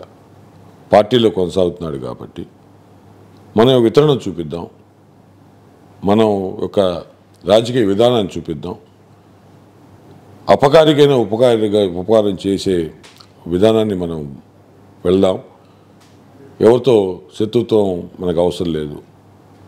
సరే మనకు అపకారం చేశాడు, ఎలక్షన్లో మనకు వ్యతిరేకంగా చేశాడు, అప్పుడు ఆయన కొబ్బరి చిప్పగా చేశాడు. కొబ్బరి చిప్ప అని ఒక ఇండిపెండెంట్ అభ్యర్థి పోటీ చేశాడు, ఆయన గుర్తు కొబ్బరి చిప్ప, అందుకని ఆ పదం వాడాల్సి వచ్చింది. చేసినప్పటికీ కూడా పూర్తి సాక్ష్య ఆధారాలతో మేము నిరూపించినాం కూడా దాన్ని. అతను మాకు పని చేయలేదు, ఇదిగో ఈ ఊళ్ళో వీళ్ళకి ఈ విధంగా చెప్పాడు, ఇండిపెండెంట్గా పోటీ చేస్తున్నటువంటి ఆయన సామాజిక వర్గానికి చెందినటువంటి ఒక రెడ్డి గారికి ఓట్లు వేయమని చెప్పాడు. సాక్ష్యాలు ఆధారాలతో మా దగ్గర ఉన్నటువంటి పరిస్థితిలో కూడా నేను ఇందాక చెప్పినట్టుగా అపకారికైన ఉపకారం చేయాలి అని ఆ రోజు నేను అన్నయ్య గారిని కన్విన్స్ చేసి లెటర్ ఇవ్వడం జరిగింది. అన్నయ్య గారు కూడా నా మాటల్ని విని సరే నీ ఆలోచన విధానంలోనే మనం వెళ్దాము, అందరినీ కలుపుకొని ఒక మంచి రాజకీయ వ్యవస్థను ఇక్కడ గుంటూరులో ఉంచుదాము అనే ఉద్దేశంతో ఇవ్వడం జరిగింది. తర్వాత ఆయన పదవి ఇచ్చిన తర్వాత అతని నిజస్వరూపం మళ్ళీ మేము చూడటం జరిగింది. ఎనీవే అదంతా చాలా పాత కదమ్మా. సో ఆయనకి రాజకీయంగా ఒక పునర్జన్మనిచ్చాం. ఆ రోజు మేము ఆదరించకపోతే ఏ పదవి లేకుండా అలా మరుగున పడిపోయిన పరిస్థితి ఉండేది. మళ్ళీ అతను కొద్దిగా వెలుగునిచ్చాం. అది ఆయన విజ్ఞతగా వదిలేస్తున్నాను. అని ఆ ఉపకారాన్ని గుర్తుపెట్టుకుంటాడా, మర్చిపోయాడా లేదో ఇవన్నీ కూడా ఇప్పుడు మనం మాట్లాడినంత మాత్రం దానికి విలువ చేయకూడదు. అది ఆ వ్యక్తికి ఉండాలి. మన సహాయం పొందిన వ్యక్తికి ఆ కృతజ్ఞత భావం ఉండాలి. కానీ మనం సహాయం చేశాం కదా దాన్ని గొప్పగా చెప్పుకోవటం, కొన్ని వందల వేల మందికి మేము సహాయం చేసేటువంటి పరిస్థితుల్లో ప్రతి ఒక్కరి దగ్గర కూడా మేము రెసిప్రికేషన్ ఏదో రిటర్న్ గిఫ్ట్ కావాలని మేము ఎదురు చూసి చేసే పనులు కాదు ఇవి. మనం గిఫ్ట్ ఇచ్చాం, దాన్ని వారు ఎంజాయ్ చేస్తున్నారు. ఈ బాధలో వచ్చి మేము సహాయం చేసాం, కష్టాల్లో ఉన్న మేము సహాయం చేసాం, పదవుల ద్వారా సహాయం చేసాం, ఎన్నో చేసాం. అందరూ వాళ్ళ మనసులో గుర్తుపెట్టుకున్నారు కాబట్టే మొన్న జరిగిన ఆత్మీయ సమావేశం సక్సెస్ అవడానికి కారణాన్ని కూడా అదొకటి మీకు గుర్తించాలి. మా మీద ఉన్న కృతజ్ఞత భావం, మా మీద ఉన్న ప్రేమమానాలు, మేము చేసిన ఈ వేలాది పనులు చేసిన వాళ్ళు గుర్తుపెట్టుకున్న వాళ్ళు వచ్చారు, గుర్తుపెట్టుకున్న వాళ్ళు రాకపోయి ఉండొచ్చు. దాన్ని మనం ఈ రాజకీయాల్లో ప్రతి ఒక్కరు కూడా మనం సాయం చేసిన ప్రతి ఒక్కరు మనం సహాయం చేయాలని కోరుకోవటం కూడా అది సరైన విధానం కాదు. అది వారి విజ్ఞత, వారి యొక్క మనసు, వారి యొక్క తత్వాన్ని వదిలేయటం తప్పితే ప్రతి వాళ్ళు మనం స్కాన్ చేసి వీడు మంచోడా చెడ్డోడా, వీడు పాములాగా పాలు దాగి కాటేస్తాడా, వీడు స్నేక్ లాగా ఇలా చేస్తాడా అని మీరు బేరీజ్ వేసుకుని చేస్తే రాజకీయం కాదు. మనం చేసింది మనసుతో చేయాలి, ప్రేమతో చేయాలి. మా అయితే వాళ్ళు ప్రేమిస్తారని ఎక్స్పెక్ట్ చేయటం తప్పితే మందు పోయేదేం లేదు కదా. ఏదో సినిమా డైలాగ్ కూడా ఉంది. ఆ విధంగా ప్రేమిస్తే ప్రేమగా అందరిని చూద్దాం, మహా అయితే తిరిగి ప్రేమిస్తారు అంతే కదా. ప్రేమిస్తే మంచిదే, హ్యాపీ. కొంతమంది ప్రేమించరు, ద్వేషిస్తారు, పనులు చేయించుకోకూడదు. ఇట్లన్నీ సహజమైనటువంటి రాజకీయ పరిస్థితులు ఇవన్నీ. మినిస్టర్ అంబటి రాంబాబుతో పాటు గుంటూరు నియోజకవర్గంలో 5-6 అభ్యర్థుల్ని మీరు గెలిపించారు. అయినా కూడా మీకు సముచిత స్థానం దక్కపోవడానికి గల కారణం ఏంటి? మినిస్టరు అంబటి రాంబాబు గారు తర్వాత మీరు అన్నట్టుగా నేను గెలిపించాలని నేను చెప్పను. వారి గెలుపు కోసం కృషి చేశాను. 5-6 నియోజకవర్గాల్లో వారి గెలుపు కోసం నా వంతు కృషి, నా యొక్క ఉన్నటువంటి నన్ను నమ్మినటువంటి ప్రజలు ఉన్నటువంటి గ్రామాలు, నియోజకవర్గంలో ఉన్నటువంటి ఏ మూల ఉన్నా సరే ఆ మూలకి నేను ప్రయాణం చేసి ఆ గ్రామాల్లో సమావేశాలు పెట్టి, ఆ పట్టణాల్లో సమావేశాలు పెట్టి ఈ అభ్యర్థిని గెలిపిస్తే నన్ను గెలిపించినట్టే కాబట్టి నాకు ఓటు వేసినట్టే అనే ఒక సెంటిమెంటుగా ప్రజల్లోకి వెళ్ళి ఈ గుంటూరు పార్లమెంటులో ఉన్నటువంటి నియోజకవర్గాలు, సత్తెనపల్లి నియోజకవర్గంలో కూడా విశేషమైన కృషి చేశాను. గుంటూరులో పత్తిపాడికి నేను ఎక్కువ టైం కేటాయించాను, తర్వాత పున్నూరుకి టైం కేటాయించాను, తర్వాత తెనాలిలో కొంత మేరకు ఒక 3 మీటింగ్లు కండక్ట్ చేసి అక్కడ ఆయన గెలుపు కృషి చేశాను. గుంటూరు వెస్ట్లో యేసరత్నం గారి గెలుపు కొంత మేరకు నేను కృషి చేశాను. అలాగే ఈస్ట్లో ఉన్నటువంటి నా మనుషులందరికీ కూడా నేను పుట్టి పెరిగిన ప్రాంతం గుంటూరు ఈస్ట్, ఇప్పుడున్నట్టు గుంటూరు ఈస్ట్. అప్పుడు గుంటూరు ఒకే నియోజకవర్గంగా ఉండేది, తర్వాత 2 నియోజకవర్గాలుగా మారింది. సరే ఈ కాలక్రమంలో అక్కడ ఉన్నటువంటి నా స్నేహితులు, నా బాల్య మిత్రులు, నా అభిమానులు కూడా ఈస్ట్లో కూడా ముస్తఫా గారికి చేయాలని ప్రయత్నించేది. తర్వాత అంబటి రాంబాబు గారు కానీ ఇప్పుడు గెలిచిన ఎమ్మెల్యే ఒక యేసరత్నం గారు ఓడిపోయారు, మిగతా అందరూ గెలిచారు. ఎవరు కూడా మనసుతో నా కోసం ప్రయత్నం చేయలేకపోయారు. దానికి కారణం ఇక్కడ ఉన్నటువంటి పెత్తందారి. ఈ పెత్తందారి మా మీద ఎక్కడ పడగ విప్పి కాటు వేస్తాడని బెదిరిపోయారు. ఎక్కడ తాశెట్టి మురళికి ఒక పదవి ఇవ్వండి అని సీఎం గారికి చెప్తే సీఎం గారికి చెప్పిన తక్షణమే ఇతనికి తెలిసిపోతుంది, ఇతను వెంటనే మన మీద పగబడతాడు, మమ్మల్ని కాటు వేస్తాడు. అందుకని మురళికి చెప్పే ధైర్యం ఎవరు చేయలేదు. చాలా ఆలస్యంగా తెలుసుకున్నాం మేము. నేను ఇంతమంది ఎమ్మెల్యేలకి మనం సమయం కేటాయించాను, దానికి అయ్యే ఖర్చులు, తిరగడానికి అక్కడ మీటింగ్లు పెడతాకే ఖర్చులు నేనే భరించిన. ఏ ఒక్క ఎమ్మెల్యే ఒక్క రూపాయి నేను తీసుకోలేదు. ఏ ప్రచారానికి, నాకు వాహనానికి కానీ, నా జనానికి కానీ, నాకు భోజనానికి కానీ ఎవరిని ఒక్క రూపాయి అడగలేదు. నా జేబులో డబ్బులు ఖర్చు పెట్టుకొని అన్ని నియోజకవర్గాలు రాత్రింపవాళ్ళు. ఇన్ని నియోజకవర్గాలు తిరగాలంటే ఎంత టైం కావాలి? సుమారు ప్రతిరోజు ఎలక్షన్ టైంలో 18 గంటలు పనిచేశాను. 18 నుంచి 19 గంటలు పనిచేశాను. 3-4 గంటలు, 5 గంటల మాత్రం నిద్రపోయి మళ్ళీ గబోబలేసి రెడీ, ఇంకో నియోజకవర్గం, ఇంకో గ్రామం, అక్కడి నుంచి ఇంకో నియోజకవర్గం, అక్కడ ఉన్న గ్రామాలు, అక్కడి నుంచి ఇంకో చోటు, అక్కడి నుంచి ఇంకో చోటు తిరిగి ఎక్కడైతే నేను ప్రభావితం చేయగలను ఆ ప్రాంతాలు మొత్తం కవర్ చేసి తిరిగినటువంటి పరిస్థితిలో ఎవరు కూడా విశ్వాసం చూపించలేదు. ఈరోజు నేను సూటిగా అడుగుతున్నాను, ఇప్పుడున్న ఎమ్మెల్యేలు అందరూ నేను చేసినటువంటి పనిచేసిన ఎమ్మెల్యేలు అందరూ అడుగుతారు, మీరు నా కోసం చేసింది ఏంటి? ఎవరేం చేయలేదు. అంబటి రాంబాబు గారు ఏం చేశారు? ఆయన ఏం చేయలేదు. 1-2 సందర్భాల్లో సీఎం గారిని ప్రశ్నించాడు, సార్ మురళికి ఏం చేయ ఖాళీ కూర్చోబెట్టామంటే నన్ను అడిగే సందర్భం తప్పితే, మీరు మురళికి ఇపోతే ఈ మేరకు నష్టం జరిగిద్ది, ఈ మేరకు వాళ్ళు బాధతో ఉన్నారు, వాళ్ళ ఆవేదనతో ఉన్నారు, ఆ ఆవేదన పోవాలంటే తక్షణం మనం ఏదో ఒకటి చేయాలి, లేకపోతే వాళ్ళు పార్టీ వీడిపోయే పరిస్థితి కూడా వస్తుంది అని ఏ రోజు రాంబాబు గారు చెప్పలేదుగా. ఆయన 2-3 సందర్భాల్లో అడిగాడు. అడిగిన తర్వాత నాకు చెప్పాడు, నేను అడిగాను మురళి, సీఎం గారు సానుకూలంగా స్పందించారని ఒకసారి, సీఎం గారు ఏదో ఆలోచనలో ఉన్నారు, దీర్ఘంగా వేరే ఏదో కాదు, పెద్దగా రెస్పాండ్ కాలేదని ఒకసారి, ఇంకొకసారి ఏదో ఒకటి జరిగిద్దిలే, మంచి పార్టీలో మంచి పొజిషన్ కూడా ఇచ్చే ఆలోచనలో ఉన్నారని ఒకసారి ఇట్లా చెప్పారు. ఏది జరగలేదు. సో మాకున్నట్టు మా చేత ఎవరైతే నాకు అండగా నిలబడి చేయాల్సిన వాళ్ళు చేతగాని వాళ్ళే చేయకుండా ఎవరి వాళ్ళు చూసుకున్న పరిస్థితిలో ఉండటం వల్ల ఇక్కడ ఎవడైతే నాకు పదవులు రాకూడదని, ఎవరైతే నా నా వాళ్ళ ప్రయాణానికి నేను వాళ్ళ పెత్తందారితనానికి అడ్డమవుతానని ఆలోచించినటువంటి వాళ్ళేమో సక్సెస్ అయ్యారు. నేను ఎవరికైతే నాకు పనిచేసి వాళ్ళ కోసం నేను ఉపయోగపడ్డానో వాళ్ళేమో ఏమీ చేయకుండా అచేతన స్థితిలో వాళ్ళు ఉన్నారు. వాళ్ళ పదవులు కాపాడుకోవటం, వాళ్ళ మీద ఈ పెత్తందారి చేసే ఫిర్యాదును సరి చేసుకోవడం సరిపోయింది వాళ్ళకి. ప్రతి ఒక్కరిని డిస్టర్బ్ చేశాడు. ప్రతి ఎమ్మెల్యే ఉన్నటువంటి గుంటూరు జిల్లాలో ఉన్న ప్రతి ఎమ్మెల్యేని ఇతను డిస్టర్బ్ చేస్తాడు. అతని మీద పెత్తనం చేయాలి. పెత్తనానికి అది ఒప్పుకోకపోతే సీఎంఓలో కంప్లైంట్ ఉంటుంది, ఇతను అవినీతి చేస్తున్నాడు.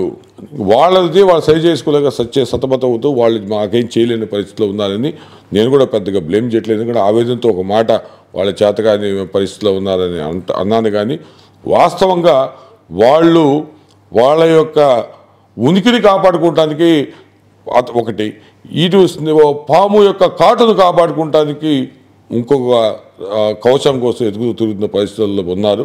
అందరి పరిస్థితి నేను కళ్ళారా చూశాను. ఈ పార్టీలో పెత్తందారి అంటే ఒకడే ఉండాలి. మిగతా వాళ్ళు ఎమ్మెల్యే అయినా ఎమ్మెల్సీ అయినా, ఇందాక గిరిగారు చెప్పాను, యేసరత్నం గారు ఎమ్మెల్సీ ఇచ్చినా ఇంకోళ్ళకి ఇచ్చినా ఎవరన్నా అతని కనుసన్నల్లో మెలగాల్సిందే. లేని పక్షంలో మీకు కటింగు సీఎం ఆఫీసులో పడుతుంది. ఇది అందరికీ తెలుసు, ప్రతి ఒక్క ఎమ్మెల్యేకి తెలుసు, ప్రతి ఒక్క నాయకుడికి తెలుసు. ఇది కేవలం ఒకే సామాజిక వర్గం అవడం వల్లే జరుగుతుందని మీరు అనుకుంటున్నారు? అంతే. ఇప్పుడు క్లియర్ కట్గా తెలుసు. నేను రాష్ట్ర వ్యాప్తంగా నేను మాట్లాడిన, ఎందుకంటే నేను రాష్ట్ర వ్యాప్తంగా మాట్లాడితే అది ఎంతవరకు సమంజసం నాకు తెలియదు. ఎందుకంటే నేను నా కళ్ళారా చూసింది, నేను నా తోటి వాళ్ళతో నాకుతో షేర్ చేసుకుంది, ఎమ్మెల్యేలు పడిన బాధ, ఎమ్మెల్యేలు వీడు చేసిన బ్లాక్మెయిలు, తర్వాత ఇవన్నీ మనకు ఖచ్చితంగా తేటతెల్లంగా అర్థమవుతుంది. ఏంటండి, వాళ్ళ సామాజిక వర్గం అతను పార్టీకి వ్యతిరేకంగా పనిచేసినా సరే ఇష్టమే, పార్టీ అభ్యర్థులను ఓడించినా సరే ఇష్టమే. ఎందుకు అంత ప్రాధాన్యత? సీఎం గారితో అవుతున్న లేరు. ఒక సీఎం గారి చుట్టూ ఒక వలయం ఉంటుంది. ఆ వలయంలో ఒక 4-5 తిరుగుతూ ఉంటారు. ఎవడన్నా సీఎం గారి దగ్గరికి వెళ్ళాలంటే ఈ వలయాన్ని దాటి వెళ్ళాలి. ఎవడన్నా సీఎం గారికి వాస్తవాలు చెప్పాలన్నా లేదా కోరికలు చెప్పుకోవాలన్నా ఈ వలయం దాటే వెళ్ళాలి. ఈ వలయం ఎవరిది? పూర్తిగా ఈ పెత్తందారి వ్యవస్థదే ఈ వలయం. ఈ వలయం ఇప్పుడు సీఎం గారిని అపాయింట్మెంట్ అడుగుతాను, నేరుగా సీఎం గారితో మాట్లాడే అవకాశం లేదు. అపాయింట్మెంట్ అడగడానికి వీడు కోటరీని అడగాలి. కోటరీలో మురళి గారికి ఎందుకు ఇవ్వాలి అపాయింట్మెంటు? వస్తే ఏం చేస్తాడు? సీఎం గారికి ఈ పెత్తందారి మీద కంప్లైంట్ చెప్తాడేమో, సీఎం గారిని నాకు ఈ పదవి కావాలని అడుగుతాడేమో. ఆయన మంచి మూడ్లో ఉండి ఇచ్చేస్తే, మురళి గారు మీరు పనిచేశారు, మీ సేవలు మాకు ఉన్నాయి, మేము గుర్తించాము అని గబుక్కున్న ఇతనికి ఈ పదవి అని చెప్తే, ఆ ప్రమాదం రాకుండా ఉండాలి అనేది అంటే అసలు నాకు ఇంటర్వ్యూ అయిపోతే, అసలు అపాయింట్మెంట్ అయిపోతే ఈ ప్రమాదం అసలు ఉత్పన్నమే కాదు కదా. ఆయన ఎక్కడ పబ్లిక్ మీటింగ్ వస్తాడు, కలుస్తాం, హెలిపాడ్లో దిగేటప్పుడు కలుస్తాం, ఏదో అతి కష్టం మీద నెట్టుకొని కాళ్ళు గడ్డాలు పట్టుకొని బతిలాడుకు పోతాం, దండం పెడతాం, బుకే ఇస్తాం, ఫోటో ఫోజ్ ఇస్తారు సార్, ఫోటో ఫోజ్ ఖచ్చితంగా నవ్వుతూ ఇస్తారు, ప్రేమగా ఇస్తారు, ఫోటో ఫోజ్ దిగుతాం, సార్ అంటాం, ఏంటంటాడు సార్ నా సంగతి అనే లోపల వెళ్ళి దాటి ఇంకో అందుకే వెళ్ళిపోతున్నాడు. నా సంగతి చూడండి సార్ అని చెప్పే లోపల పక్కన ఇంకో బుక్క పెట్టుకుని రెడీగా ఉంటాడు. మరి అటువంటి పరిస్థితుల్లో మనం ఏం చెప్పుకోగలం సీఎం గారికి? కోరిక చెప్పలేము, బాధ చెప్పలేము. ఈ విధానాన్ని చూసి చూసి చూసి చూసి ఇక ఈ వ్యవస్థ ఇంతే, ఈ వైసీపీలో ఈ వ్యవస్థ ఇంతే, ఈ వ్యవస్థ మారదు. ఇది పూర్తిగా పెత్తందారీ వ్యవస్థ. బీసీలకి నాయకత్వంలో ఇవ్వరు, ఇచ్చినా వాడిపైన ఒక పెత్తందారిని పెడతాడు. అడుగు మడుగులు ఎత్తుతూ ఉండాలి బీసీ. ఎప్పుడైతే అడుగులకు మడుగులు వస్తాడో వాడికి తొలగిస్తారు, ఎమ్మెల్యేకి టికెట్ ఇవ్వరు, ఇంకొక బీసీని తీసి పెడతారు, ఇంకొక జీ హుజూర్ అనేవాడు కావాలి, ఏమన్నా పడేవాళ్ళు కావాలి. ఏమాత్రం నాయకత్వ లక్షణాలు ఉన్నాయంటే వీడు ఇప్పటికైనా మనకి ఇబ్బంది అవుతాడనే ఒక దురాలోచనతో ఈ వ్యవస్థ నడుస్తూ ముందుకెళ్తూ వచ్చింది. దానివల్ల ఎవరికైనా అనివార్యం. ఈరోజు చూడండి, రేపు నోటిఫికేషన్ విడుదల కానివ్వండి, ఎంతమంది వైసీపీ వాళ్ళు పార్టీ వదులుతారో మీరు కళ్ళారా చూస్తారు. భయంతో కొంతమంది కొనసాగుతారు, మాకేం భయం లేదు, మేము ఎటువంటి తప్పులు చేయలేదు, మాకు ఎటువంటి ప్రభుత్వంతో సహకారాలు అవసరం లేదు కాబట్టి మేము మామూలుగానే ధైర్యంగా బయటకు వచ్చాం, మా జోలికి వస్తే ప్రజలు తిరగబడతారు, అంత అటువంటి మేము దేనికి భయపడే మనుషులం కాదు కాబట్టి వచ్చాం. తర్వాత కొంతమంది కొద్దిగా ప్రభుత్వం ఉంది, రేపొద్దున మాకేమన్నా ఇబ్బంది కలిగిస్తారని ఆలోచిస్తున్నారు. నోటిఫికేషన్ రానివ్వండి, మీరే చూస్తారు.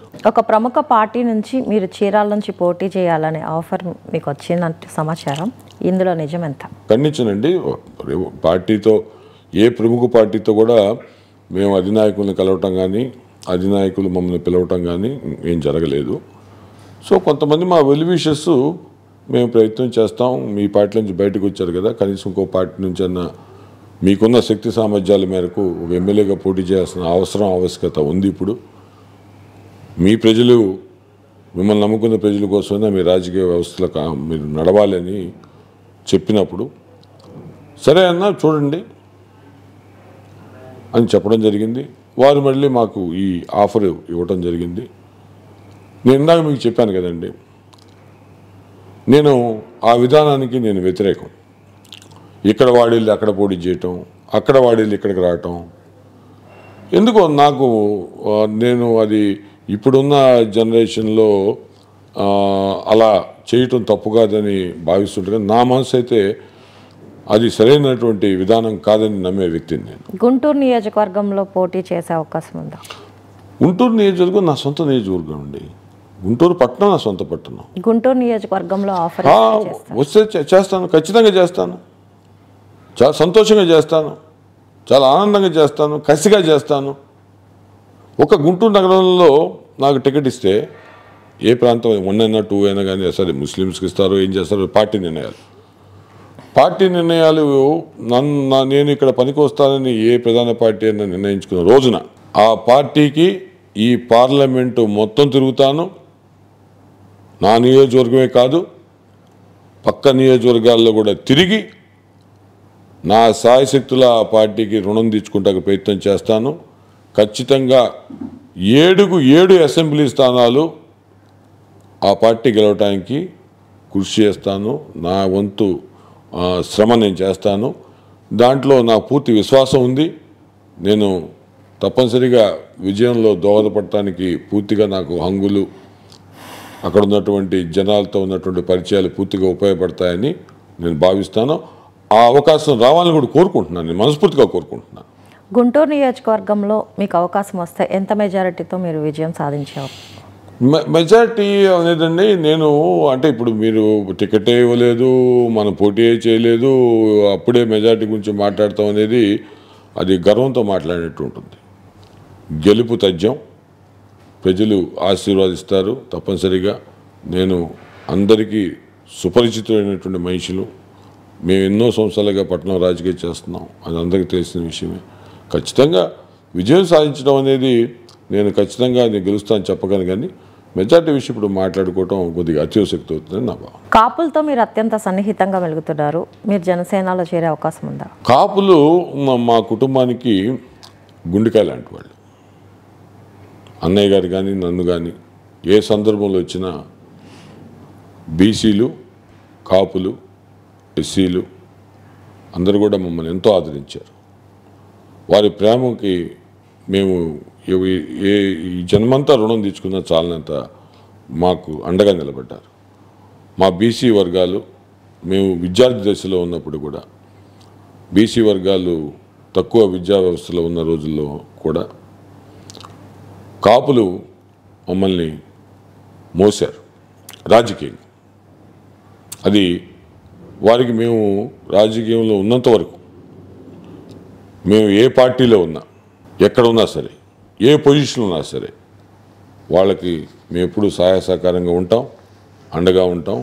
అలాగే బలహీన వర్గాలకు చెందిన వాళ్ళంతా కూడా మేము మొట్ట నుంచి కూడా బలహీన వర్గాలను, కాపులు నమ్ముకొని మేము రాజకీయం చేసాం. సో డైరెక్ట్గా అడిగితే టీడీపీలో టికెట్ వస్తే మీరు టీడీపీకి వెళ్తారా? ఇక్కడ ఉన్నటువంటి అంశాలు, వైసీపీ నుంచి మేము బయటకు వచ్చిన తర్వాత ఉన్నవి ఇంక మూడే పార్టీ, టీడీపీ, జనసేన పొత్తు, దాన్ని ఒక పార్టీగా మనం తీసుకోవాలి. తర్వాత ఉన్నది బీజేపీ. ఇప్పుడేదో షర్మిల గారు వచ్చినారు కాబట్టి కాంగ్రెస్. ఈ మూడు వ్యవస్థలే ఉన్నాయి ఇప్పుడు రాజకీయ వ్యవస్థలు వైసీపీకి వ్యతిరేకంగా. చూద్దాం ఎవరికి మేము ఉపయోగపడతామని నమ్మకం ఉంటుందో, ఏ పార్టీ ఆదరిస్తుందో చూద్దాం. టీడీపీ నుంచి మాకు ఆఫర్ వస్తే నథింగ్ బిగ్గర్ దాన్ దట్, దానికన్నా గొప్ప విషయం లేదు. మేము చాలా సంతోషంగా దాంట్లో పార్టీలో జాయిన్ అవుతాం.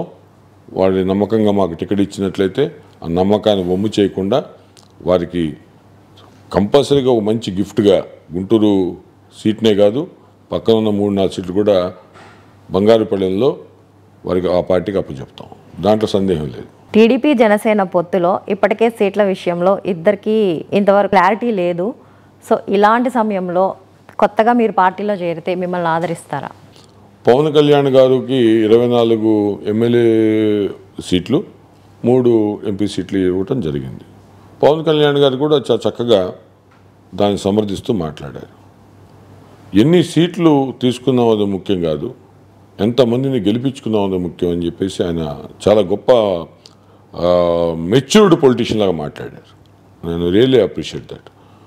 మనకి నెంబర్ తీసేసుకొని దాంట్లో మనం ఫోకస్ చేయలేక మనం దాంట్లో కొన్ని ఓడిపోయే పరిస్థితి కన్నా మనకు అనుకూలంగా ఉన్న సీట్లు తీసుకొని 100కి 98% స్ట్రైక్ అన్నాడు, స్ట్రైక్ రేట్ ఉండాలన్నాడు. అంటే ఆయన ఉద్దేశం 24లో 23, 22 గెలవాలి, 3 పార్లమెంట్లో గెలవాలి, పార్లమెంట్లో జనసేన జెండా ఎగరవేయాలి.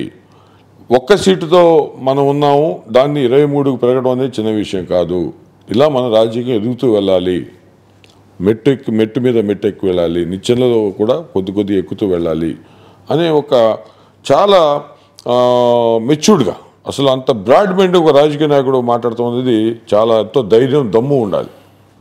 అది క్లియర్గా చెప్పా. దాంట్లో నేను జనసైనికులు ఏమన్నా దానికి తక్కువగా కేటాయించాలని ఫీల్ అయినా కానీ కొంతకాలానికి వారు కూడా వాస్తవాలు గ్రహించి ముందుకెళ్తారు. కానీ జనసేన టీడీపీ బలంగానే పయనిస్తాను నేను నమ్ముతున్నాను. ఇక సీట్లు, నా సీటు వ్యవహారానికి వస్తే నేను గుంటూరు నుంచి అడుగుతున్నాను, అవకాశం గుంటూరు నుంచే పోటీ చేస్తానని చెప్తున్నాను ఇచ్చినా కానీ. మరి గుంటూరు స్థానాలు ఇంకా వాళ్ళు ప్రకటించలేదు, చూద్దాం. ఏమైనా ప్రకటిస్తే గుంటూరు టౌన్లో ఏమైనా అవకాశం వస్తుందేమో వేచి చూస్తాం. ఇప్పటికే జనసేనకు కానీ టీడీపీకి కానీ గుంటూరులో పార్టీ కోసం పనిచేస్తున్న వాళ్ళు ఉన్నారు. సో ఇప్పుడు మీరు వైఎస్ఆర్సీపీ నుంచి వచ్చి టీడీపీలో చేరితే ప్రజలు ఎంతవరకు ఆదరిస్తారు? ప్రజలు ఆదరణ అనేది మాకున్నటువంటి సొంత బలం. మమ్మల్ని ఎక్కడున్నా ఆదరించే మనుషులు ఈ గుంటూరు పట్టణంలో వేలాదిగా ఉన్నారు. పార్టీ బలం, ప్రభుత్వ వ్యతిరేకత అన్నీ కలిసి వస్తాయండి అంశాలు. ఎందుకు ఆదరించడం? మేము ఎవరు ఏ పార్టీలో ఉన్నది ముఖ్యం కాదు. ఆ పార్టీని గెలిపించాలని ప్రజలు నిర్ణయించుకున్న తర్వాత వారు తప్పనిసరిగా ఆ పార్టీకి ఓటేస్తారు. స్థానికంగా ఉన్న మనుషులం మేము. పరిస్థితులన్నీ వివరిస్తాం ఎందుకు పార్టీ నుంచి బయటికి రావాల్సి వచ్చిందని. మరి రాజకీయం కొనసాగాలి.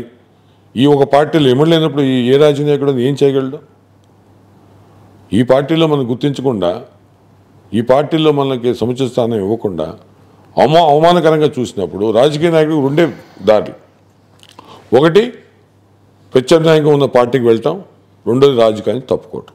మేము రాజకీయాన్ని తప్పుకునే ఆలోచన కూడా చేయొచ్చు, కానీ మమ్మల్ని నమ్ముకున్న ఈ వేల కుటుంబాలకి రక్షణగా ఉండాలి. వారు ఇంకో గడప తక్కువలేరు.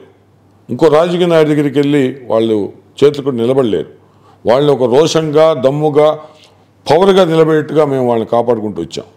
మరి వారి కోసం మేము రాజకీయాల్లో కొనసాగాలి. మేము కొత్తగా ఏమవుతామండి? మళ్ళీ ఎమ్మెల్యే అవుతాం. ఇప్పుడు 20 సంవత్సరాల క్రితం ఎమ్మెల్యే మేము. ఇప్పుడు వెళ్ళి కొత్తగా ప్రమోషన్ ఇస్తారా? మాకు లేదు. ఎమ్మెల్యే అవ్వటం అనేది మాకు తెలియని అంశం కాదు.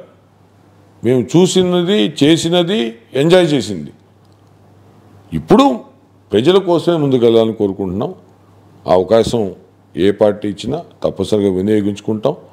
ప్రజలకు దగ్గరగా ఉంటాం, ప్రజాసేవ చేస్తాం. ప్రజాసేవ చేస్తూనే ముందుకు వెళ్తాం. వైఎస్ఆర్సీపీని వీడారు, టీడీపీలో టికెట్ రాలేదు అంటే మీరు ఇండిపెండెంట్గా పోటీ చేసే అవకాశం ఉందా? ప్రస్తుతానికైతే మా దిశగా మేము ఆలోచించలేదు ఇండిపెండెంట్గా పోటీ చేయాల్సిన ఆవశ్యకత వస్తుందా అని.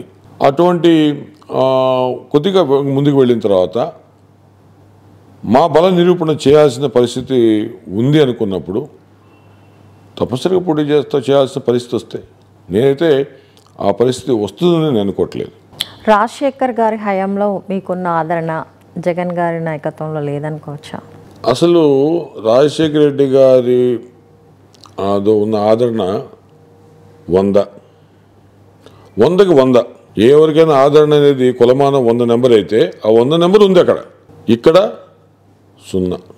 తండ్రి దగ్గరేమో సన్నిహితులం, ఇక్కడేమో అక్కడ హీరోలు, ఇక్కడ జీరోలు. అదే వాస్తవం జరిగింది. అదే ఏ రోజు కూడా మేము రాజశేఖర రెడ్డిని కలవాలంటే ఏ రోజు అపాయింట్మెంట్ తీసుకోలే. మేము మాకు ఈరోజు కలవాలి, సార్ ఎక్కడున్నారు, సెక్రటరియట్లో ఉన్నారు, క్యాంప్ ఆఫీసులో ఉన్నారు, నేరుగా వెళ్ళటమే.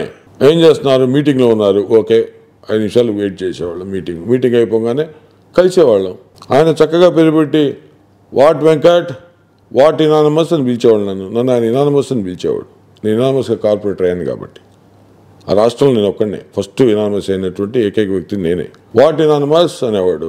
సార్ ఇది సార్ పని, సార్ ఇది చూడండి సార్, మాకు ఈ రోడ్లకి సాయంత్రం 1 కోటి రూపాయలు కావాలి సార్, ఇది ఫ్లైఓవర్ సార్, డ్రైనేజ్ వ్యవస్థ కావాలి సార్, డబ్బులు కావాలి సార్, R&B రోడ్లు వేస్తున్నాం సార్, 3 రోడ్లు వేయాలి, మాకు దగ్గర 25 కోట్లు అవుతుంది సార్ అంటే అన్నీ శాంక్షన్ చేసేవాడు. ఏదైనా అది. ఏ రోజు కూడా మేము ఆయన దగ్గరికి ఒక అభివృద్ధి కోసం ఒక కాగితం తీసుకెళ్తే ఇది కుదరదు అనలా. ఒకే ఒక సందర్భంలో గుంటూరులో హిందూ కాలేజ్ దగ్గర నుంచి లాడ్జ్ సెంటర్ వరకు ఒకే ఒక ఫ్లైఓవర్ వేయాలి, భవిష్యత్తు తరాలకి ట్రాఫిక్ ఇబ్బందులు కలగకూడదని అడిగినప్పుడు ఆయన గవర్నమెంట్ నుంచి 25 కోట్లు శాంక్షన్ చేసి మిగతా 25 కోట్లు మున్సిపల్ ఫండ్స్ నుంచి చేసుకోమని చెప్పాడు. ఆ రోజైనా 50 కోట్లు సీఎం గారు ఇచ్చినట్లయితే చరిత్రాత్మకమైనటువంటి ఆ ఫ్లైఓవర్ పడిపోయేది. సింగిల్ ఫ్లైఓవర్ అక్కడ నుంచి లాడ్జ్ సెంటర్ వరకు, హిందూ కాలేజ్ దగ్గర నుంచి లాడ్జ్ సెంటర్ వరకు ఒకే ఫ్లైఓవర్ వేయాలి. 25 కోట్లు R&B నుంచి శాంక్షన్ చేసి ఇచ్చాడు. మరి మున్సిపాలిటీలో అంత ఫండ్ రైజింగ్ చేయడానికి అప్పుడు ఉన్నటువంటి అధికారులు సరైనటువంటి మరి చూసుకోలేకపోవటమో చేయలేకపోవటం వల్ల ఆ ఒక్క ప్రాజెక్ట్ ఆగింది. అంత ఆదరణ ఉంది రాజశేఖర్ గారి దగ్గర. మాకు ఏదైనా చేసేవాళ్ళు. చాలా గొప్ప అనుభూతి అది. మేము లైఫ్లో ఎప్పటికీ మర్చిపోలేనటువంటి ఒక స్వర్ణ యుగం అది. గుంటూరు 1లో చూస్తే మైనారిటీ మహిళకి సీట్ ఇచ్చారు వైఎస్ఆర్సీపీలో. గుంటూరు వెస్ట్లో చూస్తే ఒక బీసీ మహిళకి ఇచ్చారు. మీరు టీడీపీ తరపున పోటీ చేస్తే బీసీ మహిళకి ఇవ్వాలనుకుంటే మీ భార్యకి సీట్ ఇస్తే ఆవిడ సముఖంగా ఉన్నారా పోటీ చేయడానికి? అయ్యో ఖచ్చితంగా అండి. నేను ఇందాకే చెప్పాను, 19లోనే మంగళగిరిలో పోటీ చేయడానికి నా భార్య సంసిద్ధంగా ఉండే వెళ్ళాము. నారా లోకేష్ బాబు గారు రాకపోతే మేమే అభ్యర్థి అక్కడ అప్పుడు మాకు ప్రత్యర్థిగా గంజి చిరంజీవి పోటీ చేయాలి. అంత గతంలో పోటీ చేసిన గంజి చిరంజీవి. ఇద్దరు పద్ధతిశాల మధ్య పోటీ ఉంటే చేయాలనే అభిప్రాయాన్ని ఆ రోజు జగన్ గారు వ్యక్తం చేస్తే వెళ్ళాం కదా. కొన్ని రోజులు ప్రయాణం చేశామని, కొన్ని మీటింగ్లు అటెండ్ అయ్యామని, చాలామంది అక్కడ ఉన్నటువంటి పెద్దల్ని కలిసి మాట్లాడాం, చేసుకుందాం. ఏం అటువంటి అభ్యంతరం లేదు. ఇప్పుడు పిల్లలు బాధ్యతలు కూడా తను పిల్లలు అందరూ కూడా చెప్పాను ఇందాక మీకు, కుటుంబ వ్యవహారాల్లో 3 పిల్లలు, నాకు 3 పిల్లలు యూఎస్లో సెటిల్ అయ్యారు. తను పెద్ద కుటుంబపరమైన బాధ్యతలు కూడా తనకేం లేవు కాబట్టి తను చేస్తుంది, ఇబ్బంది లేదు. అది వాళ్ళు చేయాలని చేస్తే బాగుంటుందని వాళ్ళు భావిస్తే తప్పకుండా మహిళకి ఇవ్వాలంటే that is a good thing. మహిళలకు కూడా సముచిత స్థానం కల్పించాలి రాజకీయ వ్యవస్థలో. మరి తెలుగుదేశం పార్టీ కానీ ఎవరైనా కానీ తెలుగుదేశం ఆలోచన చేస్తే వి వెల్కమ్ హ్యాపీలీ. తను కూడా చదువుకున్న వ్యక్తి, విద్యావంతురాలు, కెమికల్ ఇంజనీర్. బలరామకృష్ణలుగా ఉన్న తాడిశెట్టి బ్రదర్స్ భవిష్యత్తులో కూడా ఒకే పార్టీలో కొనసాగబోతున్నారా? బలరామకృష్ణ అనే పదం మాకు మ్యాచ్ కాదేమో, రామలక్ష్మణులు అయితే మ్యాచ్ అవుతుంది. రామలక్ష్మణులు ఎందుకంటే అన్నయ్య గారు రాజకీయమైన నిర్ణయాలు సరైన సమయంలో సరైన నిర్ణయం తీసుకునే శక్తి సామర్థ్యాలు ఉన్నవాడు. నేను ఒక ఆర్గనైజర్ని. ఎటువంటి బాధ్యత అప్పచెప్పినా అన్నగారు దాన్ని బాధ్యత నిర్వహించడంలో నేను చక్కగా చేస్తానని మా వాళ్ళు అంటుంటారు, దిట్ట అని చెప్తుంటారు. సో ఆలోచన అక్కడ జరగాలి, ఆచరణ ఇక్కడ జరిగింది. సో మేము ఒక చోట ఉండటమే తప్పితే ఆలోచన ఒక చోట, ఆచరణ ఒక చోట ఉండదు. ఆలోచన దిశ మాకు నిర్దేశించేది మా అన్నగారు. మాది ఒకే కుటుంబం. అన్నగారు చెప్పిన ఆదేశాలని ఎగ్జిక్యూషన్ చేయటం, దాని ఆచరణలో పెట్టే బాధ్యత నాది కాబట్టి ఇద్దరం ఒకే చోట ఉంటాం. దాంట్లో ఎటువంటి సందేహం లేదు. Okay sir, thank you so much. Thank you very much.